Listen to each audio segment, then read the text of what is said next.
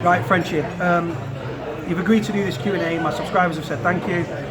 Michael Holcroft asks, if possible, could you please ask Mr. French his views on mental health services in prisons in England? The mental health services within English jails is inadequate.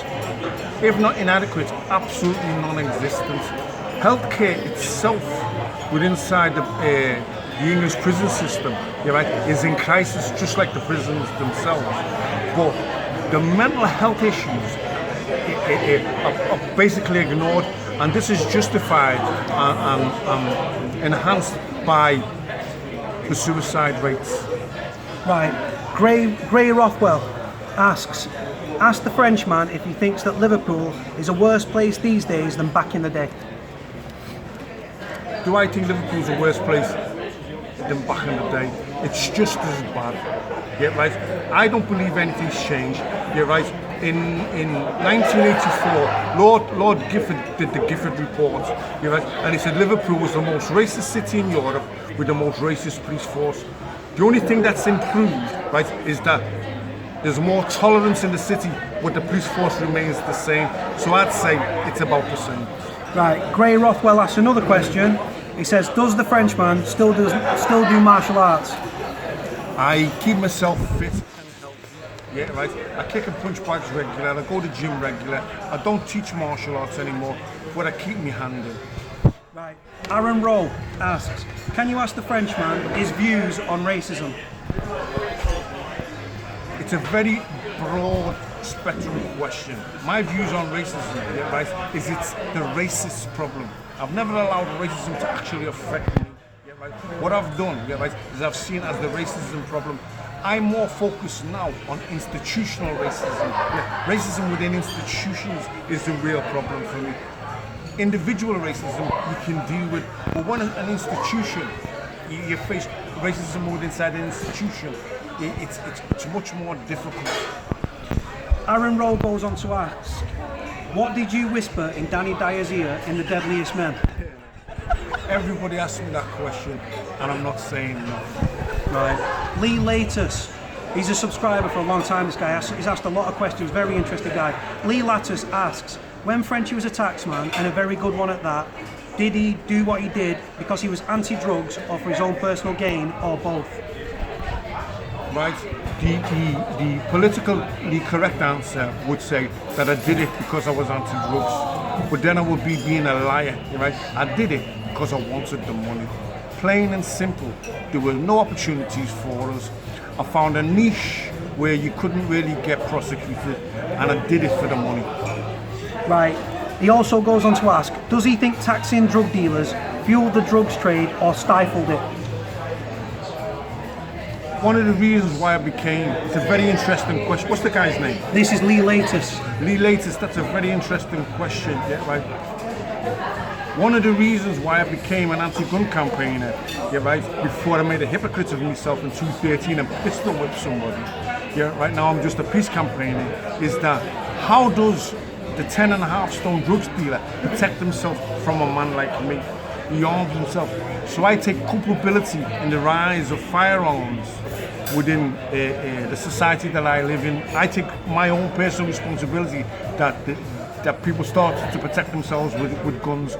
Although I don't have no munitions factories, I don't have no abilities to make bullets, the guns were already here. So that's my answer to that. Right, Jerry from Derry asks, when you came out of Borstal, did it leave you a bitter man? If Borstal wouldn't have been so institutionally racist, and without the bullying, etc., would you have come out and lived a different life? Well, Jerry from Derry, hello, how are you doing? Right. I never went to Borstal, right? But the same question can be applied to prison. And no, it never made me bitter, right? All it did is made me more determined to make a difference. Right. Lee Latus back again with another question. He drops about 20 Frenchie, this guy. Lee Latus, thank you for doing this Q&A, and asks, who's your favourite artist in a painting sense and artistically wise, or what type of things do you find aesthetically pleasing? That's a very difficult question to answer. I like the classical art, yeah, right, Raphael, yeah, right, Michelangelo, yeah, and things that depict divinity. They're the pictures that are found at the British Museum. A friend of mine, who's the chaplain at All Day Children's Hospital, took me to the British Museum and showed me some fascinating paintings of some fascinating saints. And one of my favourite paintings, you're right, is Samson with Delilah and the Philistines in the doorway. Right, Lee Later's back again asking another question. Asked, do you like birds or nature? I absolutely love wildlife, you're right. And what absolutely fascinates me is big cats. I love the big cats because I'm a big black panther. Lee Later's asked again, would you go into space given the chance, or are you afraid of heights? I would like to travel into space if I got the opportunity. And I am afraid of heights. One of the things I am afraid of heights. But what I did to face my fears is I did a bungee jump. But when I did the bungee jump, I went off backwards. And the guy said to me, "You're a pussy." So I went back up again and dived off head first. Lee Later's asked again, what do you like to do to relax? I like to write, yeah, right. I enjoy descriptive writing, yeah, right, and creative writing more than I do reading, yeah, right. That's why my Facebook post was so long, yeah, right. I really enjoy the communication of the written word. Right. Brack777 asks, could you ask Stephen when he thinks Liverpool changed in relation to drugs gangs and shootings happening in Liverpool? Brack777, yeah, right. It was when cocaine started getting changed into crack. Yeah, right. Late 80s to the early 90s. That's when it all exploded. Yeah, right. Because the amounts of money that could be made, yeah, the intensity of the competition, the intensity of that actual drug changed the whole culture. Yeah, right. And it's the same everywhere. So I would say late 80s, early 90s, and the implosion of crack cocaine. 13. He also goes on to ask, also, did kids in Liverpool aspire to be in drugs gangs in the 1980s like so many seem to do now? There was gangs in the 1980s, yeah, right. I myself was a member of a gang called the Solid Gold Posse, yeah, right. But it wasn't so much territorial. It was just groups of mates that stayed together. It wasn't the post-Cold Wars that we've got today, where young men are killing each other with a view to where they live. Right? I'm not making no judgment on that, and I'm not saying that it's that we were any better. I'm just saying that it wasn't so. It wasn't full of such vitriol as it is today. Right, Brack777 again.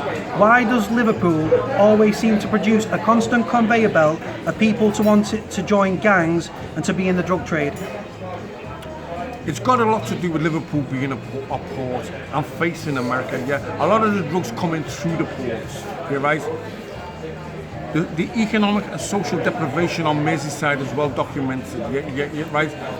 And within the inner cities, and not just the black community, also the white communities, Anfield, Croxford, Luton, they're all suffering the same social and economic deprivation.